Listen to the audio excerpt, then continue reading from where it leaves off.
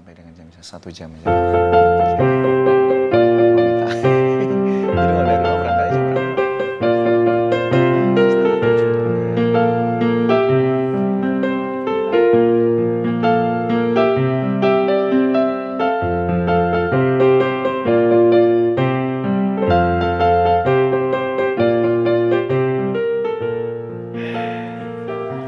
Oke baik, Assalamualaikum warahmatullahi wabarakatuh. Selamat pagi pemirsa, bagaimana kabar Anda hari ini? Mudah-mudahan selalu dalam keadaan sehat dan tetap semangat menjalani beragam aktivitas. Pemirsa, bertemu lagi bersama dengan saya Muhammad Budi SR, tentunya dalam program kesayangan Anda, Ngopi, Ngobrol Penuh Inspirasi.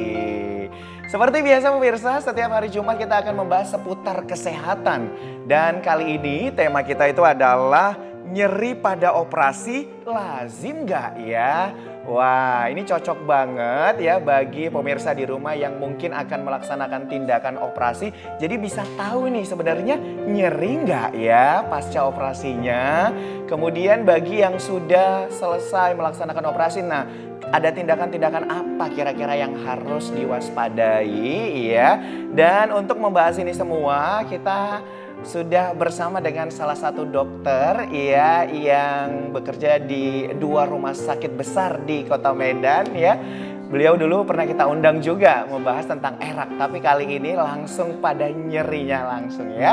Oke, langsung aja saya perkenalkan kepada seluruh pemirsa. Kita sudah kehadiran ada Dr. Eko Waskito Wibowo, Magister Kedokteran Anestesi, Spesialis Anestesi Terapi Intensif, Fellowship Critical Care. Luar biasa, tepuk tangan dong untuk Dokter Eko. Sehat dokter? Alhamdulillah sehat. Alhamdulillah, kita akhirnya bertemu kembali ya dok ya. Ya, diundang lagi Iya. di acara ngopi pagi. Oke baik, kita mau ucapin selamat dulu ya dok ya.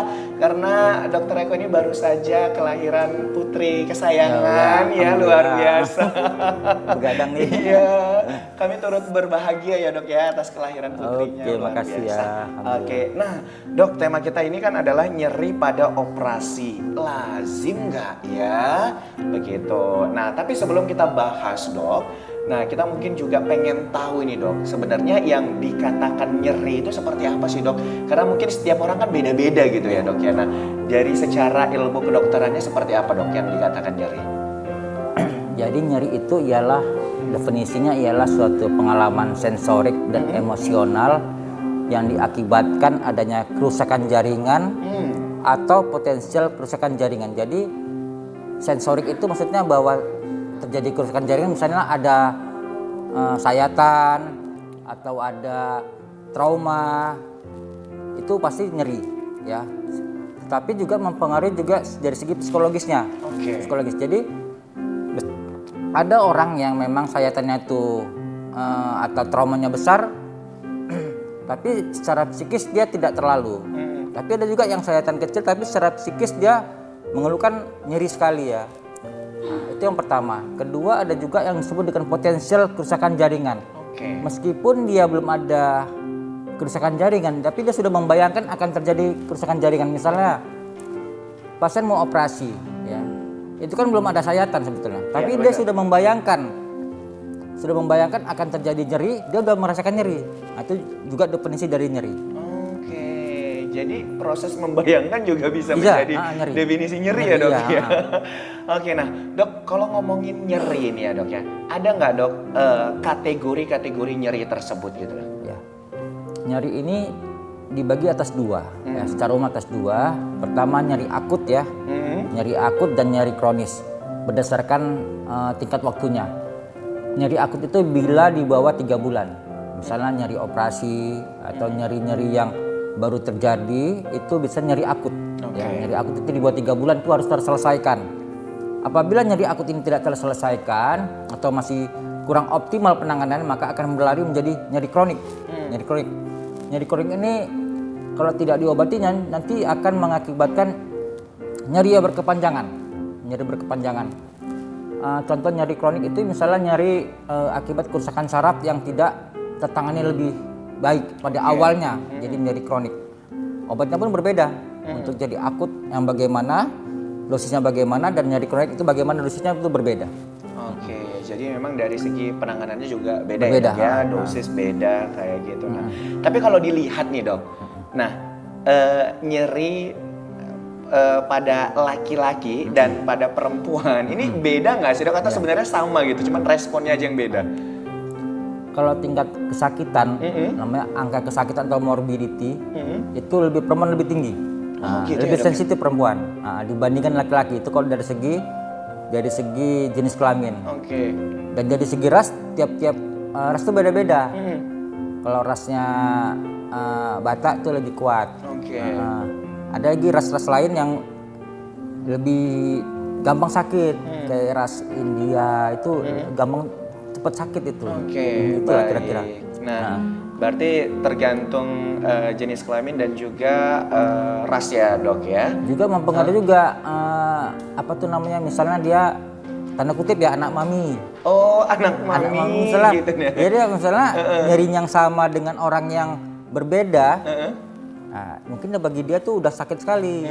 Jadi dia agak tanda kutip manja lah, jadi nyeri. Tapi kita harus mengobati nyeri itu bersifat individual. Oke. Tidak boleh kita samaratakan. Bersifat individual. Sama ini mungkin ini dosisnya, sama yang ini mungkin dosisnya seperti ini. Oke, jadi berbeda setiap orang Iya, respon nyeri respon nyeri tersebut beda. ya Dok ya. Nah, tapi Dok saya penasaran kenapa Dok angka morbiditas pada perempuan lebih tinggi tuh Dok? Angka kesakitannya. Itulah yang belum tahu pasti.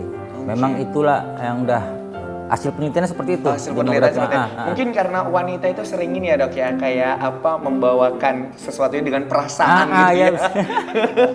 Jadi kayak makin sakit jadinya ini ya. Oke, Karena kan baik. perempuan ini kan kalau sakit sedikit langsung berobat. Kalau laki-laki kan nanti gitu. Iya. Jadi memang benar-benar tercatat begitu ya Dok ya. Catat tadi. Kalau pada laki-laki kan kalau nggak parah kali nggak mau datang ya ke Iya, pelayanan kesehatan betul. ya Dok ya. Sehingga angkanya sedikit, Sedikit. tapi begitu datang fatal gitu ya Dok. udah parah. Oke, nah Dok, kita mau tahu ini Dok, dokter kan selaku dokter anestesi yang melakukan tindakan pembiusan begitu ya Dok ya. Tapi kira-kira hal apa saja Dok yang dilakukan oleh seorang dokter sebelum melakukan pembiusan gitu kan? Dan juga apa yang harus dipersiapkan oleh seorang pasien sebelum melaksanakan tindakan operasi atau pembiusan? Silakan Dok. Baik, sedikit banyak tentang pembiusan, bahwa pembiusan ini termasuk suatu tindakan yang sangat berbahaya. Oke. Sangat berbahaya, oleh karena itu betul-betul kita harus rencanakan. Utamanya ialah puasa. Oke. Utamanya ialah puasa, pasien itu harus benar-benar puasa minimal 6 jam sebelum operasi. Ya, 6 jam sebelum operasi elektif ya yang direncanakan. Kemudian dokter anestesi akan memberikan edukasi, tujuannya untuk menenangkan pasien. Oke. Menenangkan pasien terkait dengan hal-hal apa yang akan dijalani nanti ketika operasi dan pembiusan. Misalnya ketika ibu operasi nanti akan dibius, di mana posisi dibiusnya, bagaimana nyerinya, kemudian selama operasi apa yang ibu harus lakukan. Misalnya gini, misalnya operasinya katakanlah usus buntu, ya.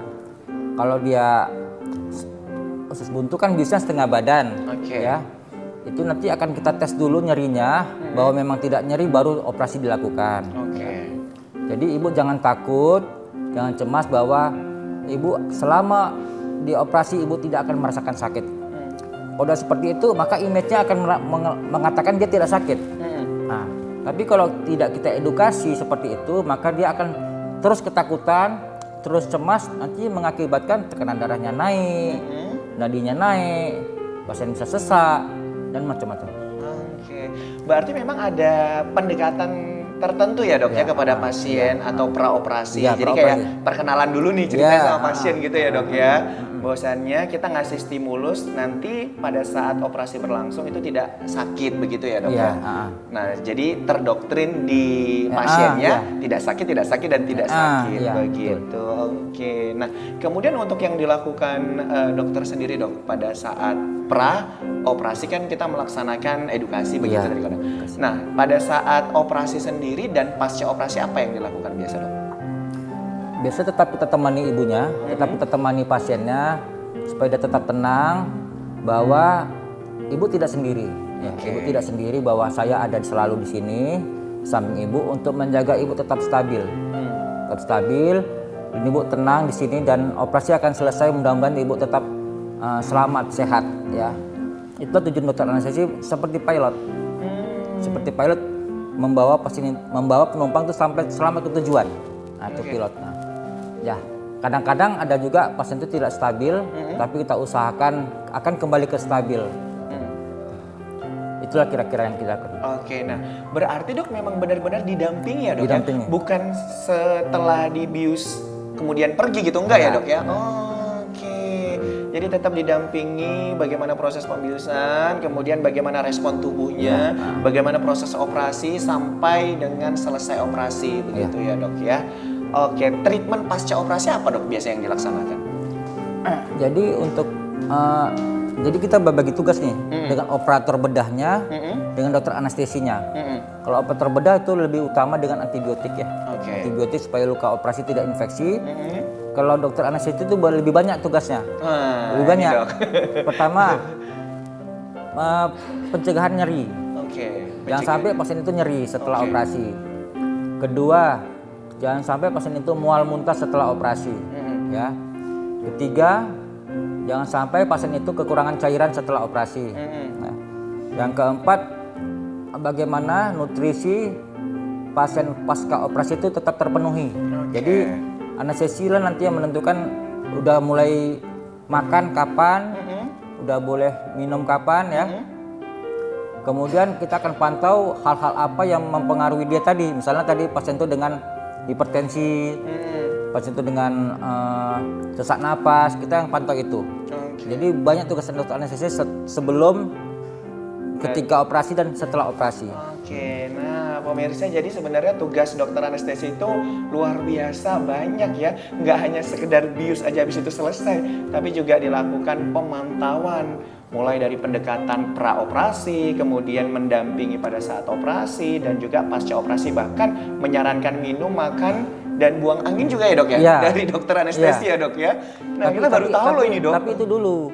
Kalau sekarang dok? Dulu kan kalau kita misalnya, Bu udah bisa minum, udah bisa makan. Nanti orang tua itu bilang, kan belum kentut dok. Oh gitu. Dia bilang, itu Bu zaman dulu Bu. Sekarang udah boleh.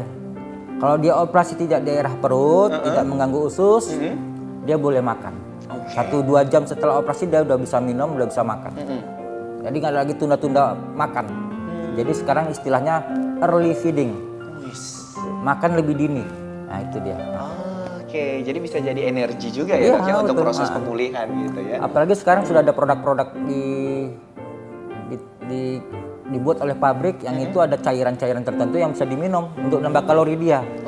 Jadi zaman sekarang itu tidak ada istilah lagi pasien itu selesai operasi lemas. Nggak ada lagi ya dok ya, harus pulih energi gitu ya dok ya. Oke dok, tapi kalau kita lihat nyeri itu sendiri, ada nggak sih dok derajat tingkatan nyeri itu sendiri gitu dok? Jadi dalam pemantauan individual pasien untuk penanganan nyeri ini, nanti kan setelah dapat obat nyeri, perawat ruangan akan memantau bagaimana respon dia terhadap obat ini, obat tertentu ya. Nanti ketika ada laporan dari perawat ke dokter anestesi, dok pasiennya kesakitan, kita akan nanya berapa skalanya. Dari skala itulah kita menentukan obat apa yang harus ditambahkan untuk pasien ini. Misalnya kalau 1 sampai 3 itu jadi ada 2 penilaian. Kalau pada anak-anak ya, pada anak itu hanya dilihat mimik wajahnya aja. Mimik wajah karena dia kan susah mengungkapkan. Benar. Nah, misalnya dia meringis atau dia udah nangis. Kalau udah nangis itu berarti udah derajat tinggi, derajat berat ya. Maka obatnya harus lebih tinggi lagi. Dosisnya. Tapi kalau dia masih merengek-merengek mungkin masih derajat sedang. Tapi kalau udah anteng aja mungkin ringan. Kalau ditengok kan, kayak mana pasiennya, Kak? Anteng dok, berarti ringan. Perlu tambah.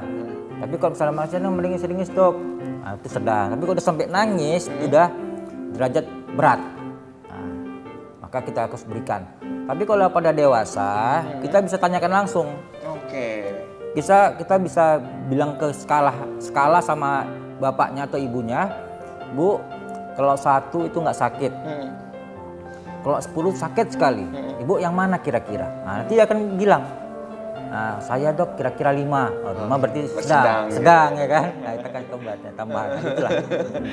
Oke, luar biasa loh dok. Ini jadi ilmu baru sama kita ya kan dok. Nah, tapi dok pernah nggak sih dok ketemu sama pasien yang dia itu memang akan dioperasi begitu, tapi dia kayak ketakutan gitu dok, kayak nanti sakit gitu. Itu gimana itu dok responnya dok? Ya ada, pastinya ada. Karena kan orang akan cemas menghadapi sesuatu yang belum pernah dia bayangkan sebelumnya ya. Ya hampir rata-rata pasien itu cemas. Mau berapa kali operasi pun dia tetap mengatakan dia akan cemas untuk operasi yang ini gitu kan. Cemas. Ya itulah gunanya kita kunjungan pre-operasi, kita beri penjelasan, bisa keterangan, sedikit humor lagi, sedikit humor dia akan lupa itu. Kita jangan serius sekali menjelaskan, nanti makin takut dia. Kita sedikit humor, sambil kita tanya di mana rumahnya, sedikit banyak, berapa anaknya, itu bisa mengurangi kecemasan. Artinya pikiran dia tidak terfokus pada operasi saja, tapi udah terfokus sama yang lain. Oke, jadi biar pasiennya tadi tuh relax gitu ya dok betul, ya. ya. Oke, nah dok biasanya ya dok ya, apa dok yang paling ditakutkan oleh pasien ini sebelum melaksanakan operasi begitu dok? Hal-hal apa saja yang paling mungkin mereka, salah satunya tadi mungkin cemas begitu, tapi yang lain apa kira-kira dok? Nah, tapi jangan dijawab dulu ya dok ya, karena ada yang mau lewat satu ini. Nah pemirsa, kita akan kembali lagi ya. Jadi bagi pemirsa di rumah yang ingin bertanya, jangan lupa bertanya di live chat kolom komentar YouTube kita di live streaming TVRI Sumatera Utara. Nanti akan kita langsung bacakan bersama dengan Dr. Eko. Jangan kemana-mana, kita akan segera kembali.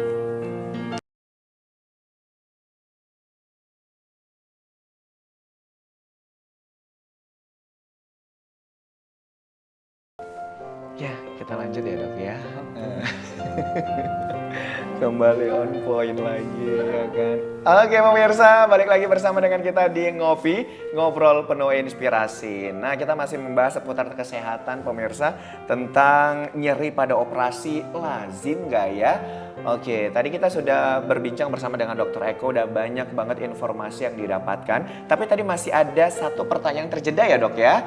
Nah, terkait dengan apa saja sih yang biasanya ditakutkan ini dok sama pasien sebelum operasi ini dok? Silakan dok. Jadi untuk nyeri pada operasi ini sebenarnya banyak. Banyak, karena apa? Banyak manipulasi yang dilakukan dan itu menimbulkan nyeri. Oke. Tapi ini sebenarnya ada di slide. Oh gitu. Iya. Nanti kita bahas ya Masih dok ya. Oke, baik. Gimana? Lanjut. Oh ya, jadi karena dokter sudah nyiapin materi ya ini yang secara lebih detail dan lebih intens. Nah, jadi kita akan sama-sama mendengarkan ya materi langsung dari Dr. Eko. Silakan dokter. Ya, kasih.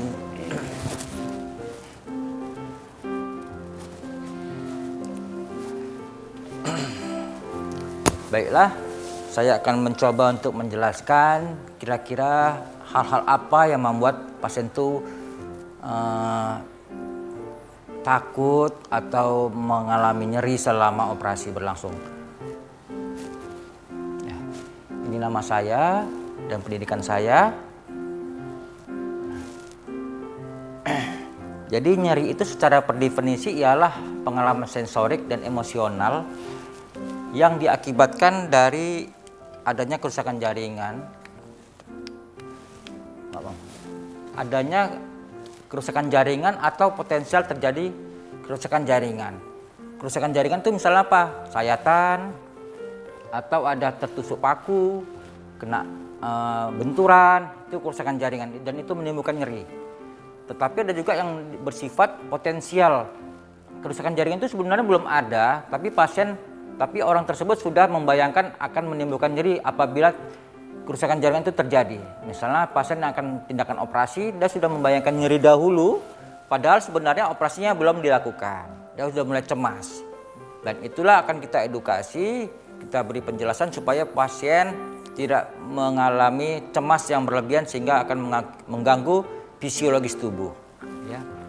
Juga sifatnya emosional. Emosional itu tergantung orang masing-masing, tergantung psikis orang masing-masing ya. Jadi ada yang orangnya tenang, adanya orang yang cemasan, macam-macam ya.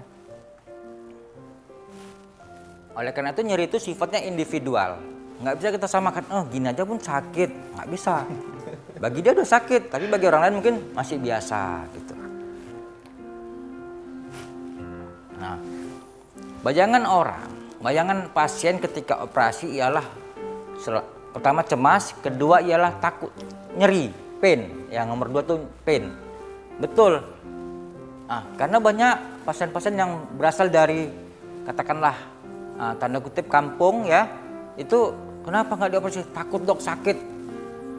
Misalnya pasien patah tulang, ya dia bawa ke dukun patah. Kenapa nggak mau dioperasi di rumah sakit, Pak? Takut sakit, padahal nanti di dukun patah lebih sakit. Ya kenapa? Tidak ada dokter biusnya, dokter anestesi tidak ada, pasti lebih sakit. Ya. Setelah dia operasi dia di rumah sakit, baru dia mengatakan, saya tanya, sakit Pak? Nggak sakit rupanya dok. Nah, kan lebih enak di rumah sakit, kenapa? Ada dokter anestesi yang menangani nyerinya. Dengan kemajuan ilmu pengetahuan sekarang, ya itu nyeri sekarang bisa dibilang minimal. Ya. Kita nggak bisa bilang tidak ada nyeri, tapi minimal. Nanti kalau kita bilang tidak ada nyeri, nanti ternyata nyeri, nanti bahaya juga kan. Kita bilang kita minimalisasi nyeri. Kenapa? Karena kan ada sayatan, nggak mungkin juga 0 kan, tapi kita buat minimal nyeri. Nah, nyeri pada operasi itu bisa diakibatkan pertama ialah karena pemasangan infus. Pasien takut, ya ini infus ini biasanya pada laki-laki. Takut kali diinfus. Takut diinfus ya pada laki-laki. Itu bisa, kalau pada operasi itu wajib pasang infus ya. Jadi nyeri pertama itu dari pemasang infus ya. Itu bisa juga faktor-faktor yang mempengaruhi pasien nyeri sebelum operasi. Kemudian nyeri itu bisa diakibatkan dari bius ya. Dari bius ini juga nyeri. Tetapi jangan takut bahwa tindakan pembiusan itu jarumnya sangat kecil. Ya. Sangat-sangat kecil, seperti rambut aja ya. Jadi tidak senyeri pemasangan infus. Jadi ibu-ibu atau bapak-bapak yang ada sakit takut dibius, bahwa jarumnya ini sangat kecil, tidak sakit ya. Kita bilang tidak sakit, kenapa? Memang sangat kecil. Ini untuk pembiusan ya, jarumnya kecil.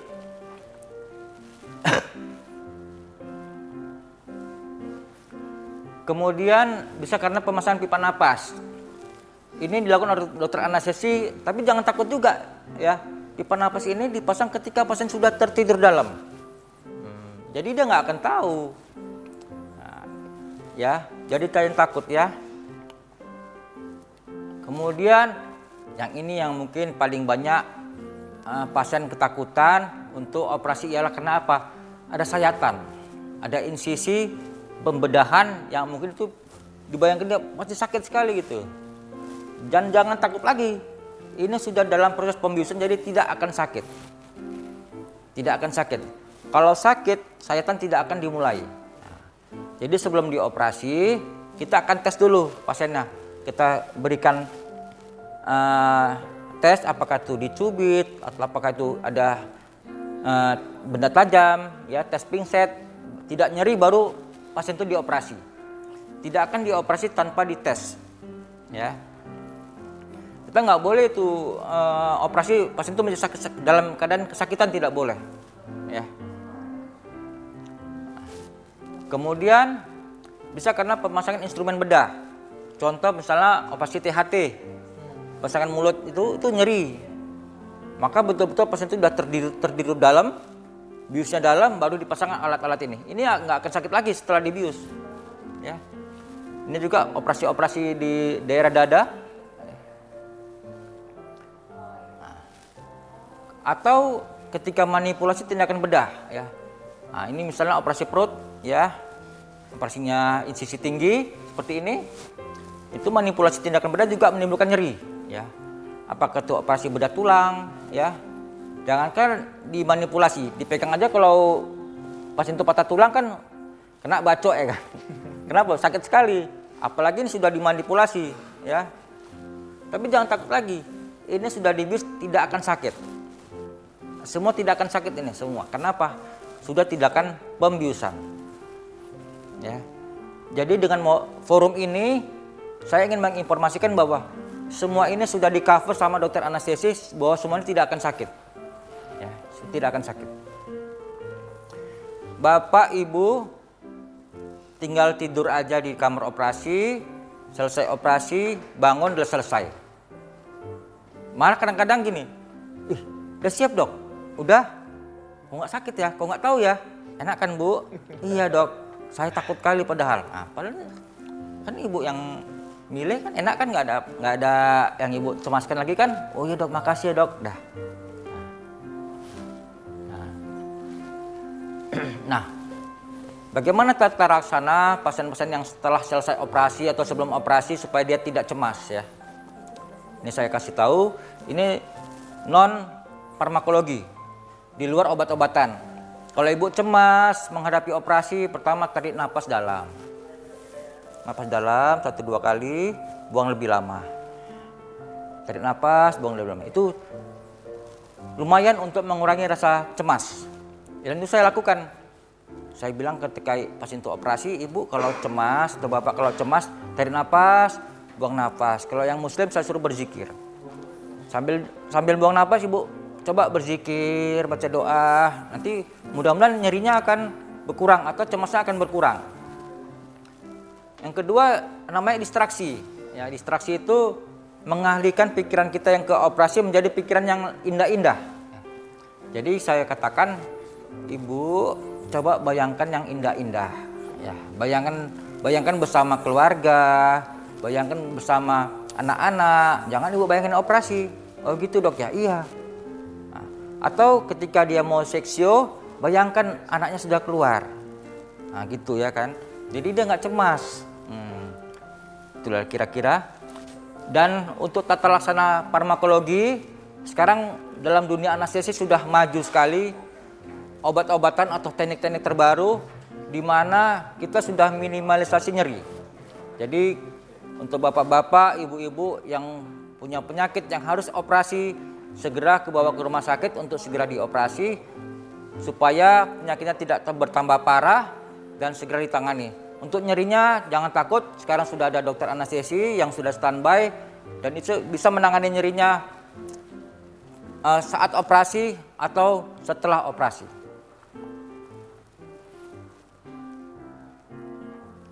Jadi bye-bye pain, tidak ada lagi nyeri setelah operasi. Oke, tepuk tangan dong buat Dokter Eko. Jadi udah terjawab ya pemirsa ya dari tema kita tadi ini, nyeri pada operasi lazim nggak ya? Ya memang nggak ada nyeri ya dok ya. Nah jadi kalau pada saat tindakan operasi itu tidak nyeri sama sekali. Jadi pemirsa di rumah yang mungkin akan melaksanakan tindakan operasi jangan khawatir, jangan cemas, itu tidak nyeri sama sekali ya. Oke, nah dok kita penasaran juga nih dok. Nah dalam proses tindakan pembiusan begitu ya dok ya, itu biasanya daerah mana dok yang menjadi pusat titik jarum biusnya dok? Kalau dia biusnya setengah badan, ya setengah badan itu di daerah tulang belakang. Daerah tulang belakang. Ya. Itu supaya mengurangi nyeri, saya biasa mengoleskan salep. Ada salep Emla namanya, dia berisi obat anestesi lokal. Jadi setengah jam sebelum dibius kita kasih salep dulu. Ya jadi efeknya sudah meresap, kita suntik udah nggak sakit lagi. Iya. Jadi pada saat mau dimasukkan ini cairan biusnya melewat jarum suntik, dia sudah dioles dulu ya dok ya, biar bius lokal dulu gitu ya dok ya. Jadi nggak nyeri, karena biasanya kan langsung disuntik begitu ya dok ya. Nah, jadi ini ada salepnya dulu yang memudahkan pasien, jadi nggak terasa sakit pada saat jarum suntiknya masuk gitu ya. Oh iya. Terus dok kalau yang lain gimana lagi dok? Kalau dia bius umum, dia bisa lewat infus. Jadi kalau ibunya atau bapaknya cemas untuk bius umum, jangan takut. Kalau bius umum, nyerinya ketika diinfus saja. Setelah diinfus, nanti seluruh obat itu masuk lewat jarum infus. Tidak ada lagi tusuk-tusukan. Tidak ada lagi tusukan lewat kulit, lewat manapun nggak ada. Hanya dia bisa lewat infus. Lewat infus, setelah kita ajak ngomong, nanti 20 detik udah tidur deh. Udah tidur, udah tidur dalam, udah bius, proses bius, selesai bius, semua udah kita pasang mesin semua. stabil semua, tekanan darah semua, baru operasi. Udah ibunya bapaknya udah tidur. Berarti cuma ada 2 jalur ya dok ya? Ya, Dari tulang belakang dan juga dari infus ya dok ya? Ada ketiga, satu lagi kalau misalnya dia pada anak-anak ya. Pada anak kadang-kadang dia kan nangis ya, nangis atau gelisah. Apabila infusnya belum dapat nih, kadang-kadang lapor tuh perawat tuh, dok infusnya nggak dapat dok, kenapa? Anaknya nangis. Ya udah masuk kamar operasi, nanti kita kasih sungkup. Kayak di film-film. Iya. Pembiusan lewat jalur inhalasi gitu Tapi ya di dok ya? film-film tuh aneh, nggak ada mesin anestesi kok bisa bius dia. Harusnya pakai mesin dulu. Iya. Pakai mesin anestesi, baru dia bisa bius. Namanya film ya. Iya, benar. Disungkup, nanti obat bisa dihidupkan, nanti dia napas sampai 5 kali napas tuh udah tidur. Baru pasang infus. Berarti itu hanya untuk yang anak-anak ya dok Anak-anak. ya? Tapi yang untuk dewasa Dewasa dari kan tulang belakang dan juga dari infus ya dok ya? Infus, Karena ini informasi penting dok terkait dengan adanya oknum dokter ya yang menyalahgunakan proses pembiusan ya dok ya. Jadi ini juga edukasi untuk pasien dan juga keluarga pasien. Jadi tidak ada pembiusan di jalur manapun selain daripada tulang belakang dan juga lewat infus ya. Siapa tahu kan ada oknum-oknum yang lain yang ingin menyalahgunakan. Tentu ini bisa menjadi pembelajaran bagi kita semua ya dok ya. Oke dok, dari derajat nyeri itu sendiri, ada nggak dok tipe-tipe operasi ini tingkat derajat nyerinya itu jauh lebih tinggi dibandingkan dengan operasi penyakit ini gitu dok? Pertama operasi perut ya. Operasi perut itu kalau misalnya dia sayatannya tinggi, itu lebih nyeri. Sayatannya tinggi. Sayatannya. Oleh karena itu kita berikan obat itu kombinasi obat. Kombinasi ya. Kadang-kadang kita pakai sharing pump namanya. Ada alat yang bisa mengalirkan obat tiap jam. Karena kalau hanya mengharapkan obat suntikan saja, katakanlah per 8 jam, itu nggak akan mempan. Maka kita kombinasikan obat, kita masukkan dalam satu speed 50 cc, kita gunakan mesin, ya. Maka obat itu akan mengalirkan sendiri obat itu dalam 1 per jam. Jadi pasien itu tidak mempunyai kesempatan untuk nyeri lagi. Langsung. Itu yang pertama, operasi di kalau sayatan tinggi perut ya. Misalnya apa? Usus buntu yang udah pecah.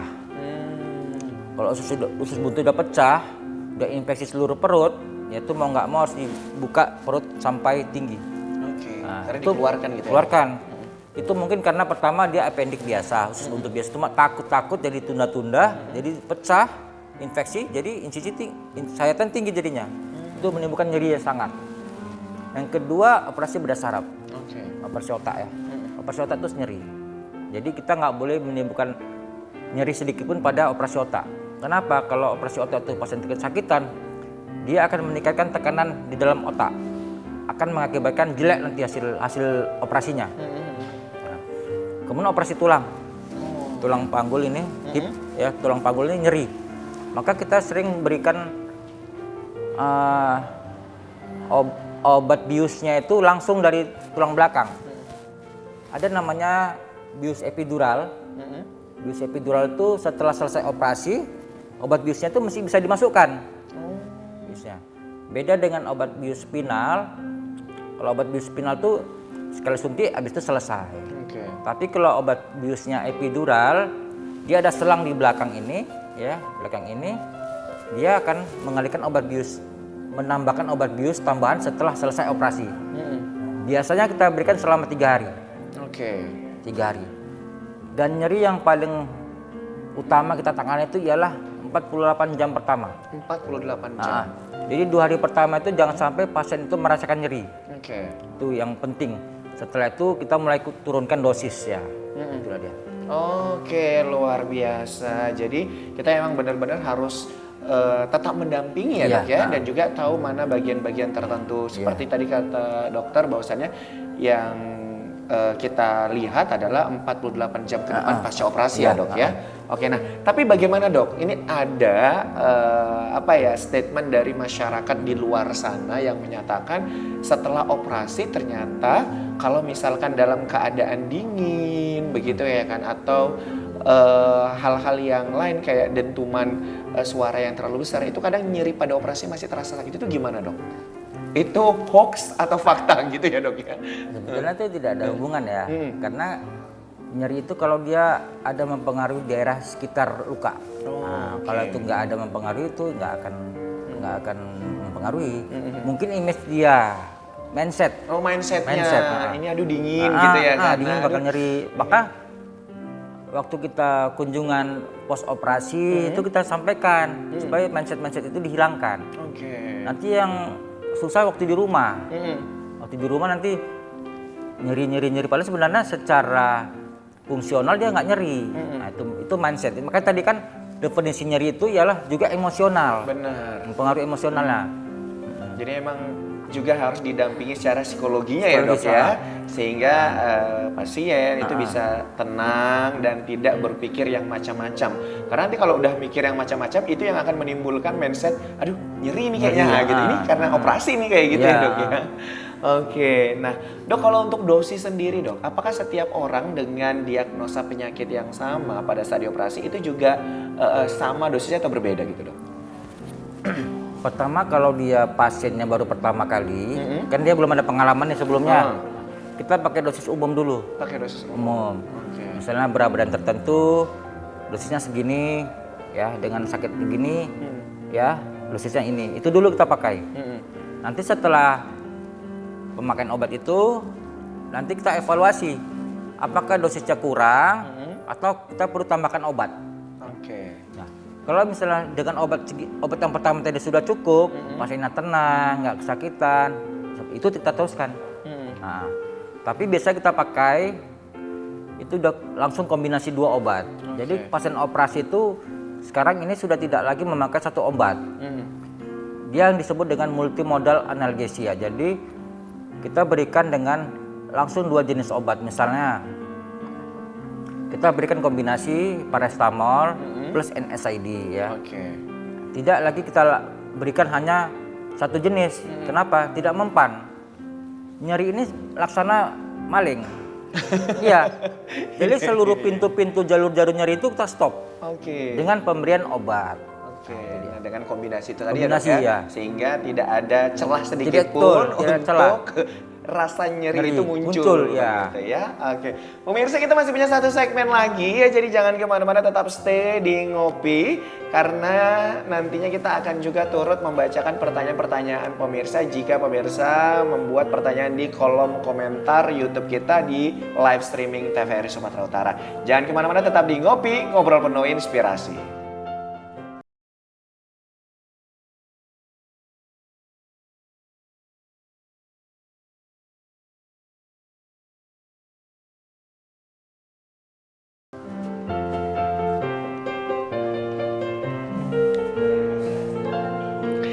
Baik, terima kasih pemirsa, Anda masih bersama dengan kami di Ngopi, ngobrol penuh inspirasi. Tentunya kita masih akan membahas seputar tentang kesehatan. Kita masih bersama dengan Dokter Eko. Waduh, dok ini materinya luar biasa loh dok. Kita dapat tambahan ilmu baru di sini sehingga juga pemirsa di rumah bisa paham begitu kan dok, dan mengerti. Sehingga tidak ada lagi statement di masyarakat bahwasannya takut dioperasi gitu ya. Iya. Karena kan ada sebagian penyakit yang memang tindakan utamanya itu harus operasi gitu ya dok ya. Karena ketakutan ini sehingga mereka nggak maulah ditunda. Sehingga apa? Ya makin terjadilah kegawat daruratan yang terjadi di pasien begitu. Nah dok, kita mau nanya lagi nih dok ya. Oke. Iya. Dok, apa sih dok bedanya operasi zaman dulu sama zaman sekarang dok? Pertama, kalau zaman dulu tuh mungkin pertama dari segi puasa. Puasa itu misalnya gini, apapun ceritanya, kalau dulu puasa itu jam 12 malam. Sekarang enggak. Sekarang udah berapa Harus jam? ditentuin. Dia operasi jam berapa, puasa mulai jam berapa. Kita harus by time. Misalnya operasi jam 10. Kalau dia jam 10 operasi, kalau jam 12 malam mulai puasa kan udah 10 jam. Kelamaan ya dok Pasti ya? lapar. Lapar, haus, dehidrasi, pasiennya lemes. Maka sekarang mulai kita hitung. Kalau dia mulai operasi katakanlah jam 10, dia 6 jam sebelum operasi puasa. 6 jam. 6 jam aja ya dok 6 jam. Misalnya jam 10, berarti jam 4 ya dia mesti boleh makan. Jadi kita suruh dia makan. Jadi bapaknya kita suruh boleh makan roti, boleh makan nasi, terserah. Yang penting dia jam 4 itu makan terakhir, setengah 4 itu makan terakhir. Kemudian kalau dia haus, dia boleh minum. Kapanpun dok? Kapanpun, sampai 2 jam sebelum operasi. Oh iya. Kalau dulu kan apapun ceritanya dia puasa. Nggak boleh makan, nggak boleh minum. Jadi pasien itu lemas. Apalagi anak-anak mau operasi. Ma lapar, ma haus. Udah diem aja. Sekarang sampai 2 jam sebelum operasi boleh minum. Oke. Boleh minum. Dan pada akhir nanti 2 jam sebelum operasi itu minum teh manis. 2 jam Sebelum operasi. sebelum operasi minum teh manis. Minum teh manis. Oh gula ya dok Gula. ya, jadi tambah energi, Tambah energi. gitu ya. Nah. Oke. Dah setelah itu yang puasa. Yang kedua, untuk nyerinya tadi udah berkurang ya. Kemudian untuk setelah operasi. Oke. Setelah operasi itu nanti dengan obat-obatan kita, dengan teknik-teknik terbaru, jadi udah jarang lagi lama-lama bangun. Jadi pasien takut kan, dok nanti setelah operasi berapa lama pingsan lagi dok? Berapa lama bangunnya? Kita usahakan cepat bangun. Kenapa? Karena obat-obat sekarang itu sudah banyak yang cepat untuk habis efeknya. Jadi operasi selesai, efeknya selesai, jadi pasien cepat bangun, cepat sadar.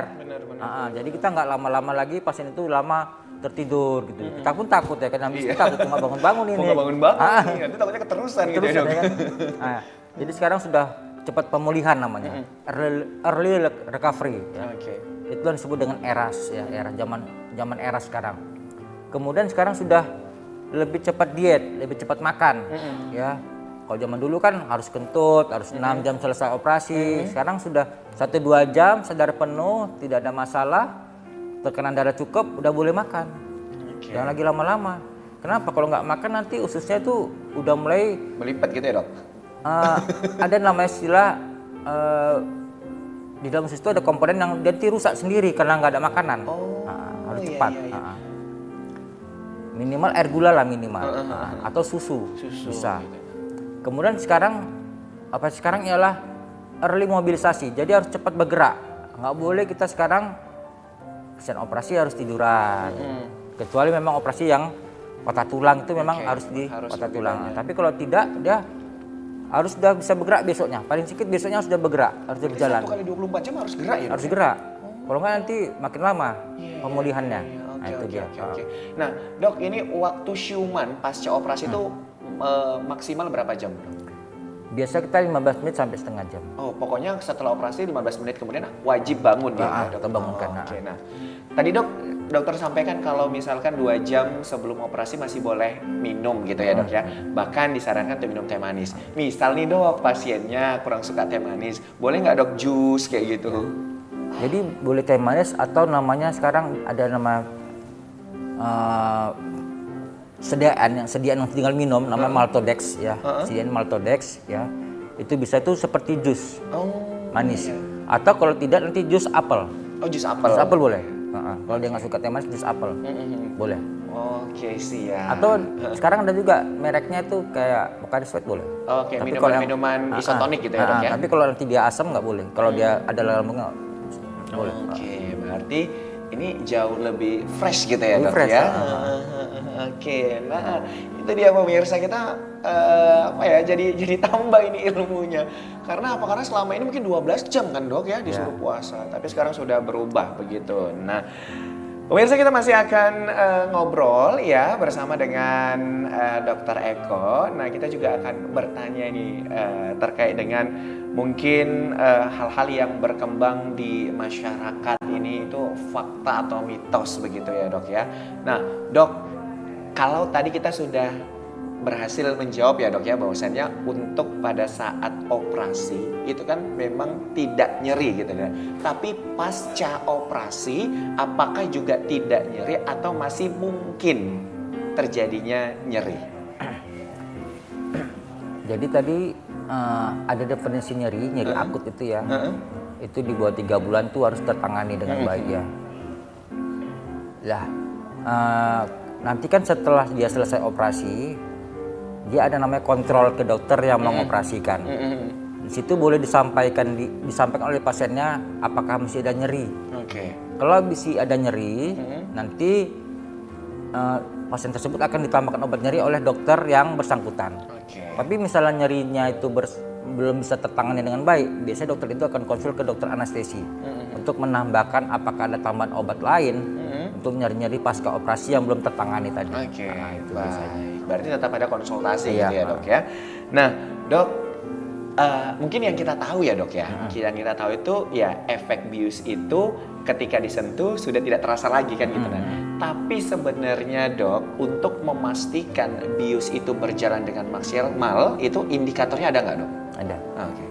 Jadi untuk bius tengah badan, ya, pertama indikatornya kakinya sudah tidak bisa lagi bergerak, ya, kakinya tidak bisa lagi diangkat, ya. Jadi kita sampaikan ke pasien nanti setelah dibius, kakinya itu tidak bisa diangkat lagi selama 3 jam. Kaki nggak bisa diangkat itu udah indikasi pasien biusnya sudah berjalan. Kedua kita tes nyeri. Kita tes nyeri dulu sama ibunya. Kita tes, kalau ibu bilang nyeri kasih tahu saya, tapi kalau ibu bilang tidak nyeri kasih tahu. Kita tes dulu, kalau ibu bilang ini nyeri nggak bu? Enggak, baru operasi. Oke. Yang ketiga, biasanya dokter bedah itu akan ngetes lagi. Tadi kan dokter anestesi yang ngetes. Benar dok. Setelah dipasang namanya penutup, ya, dokter bedah akan tes lagi. Oke dokter Eko, nah, kalau saya bilang oke baru sayatan. Oke. Nah, gitu. Oke, berarti nunggu instruksi dari Ya. dokter anestesi dulu ya dok ya. Udah siap ini gitu ya kan. Nah baru.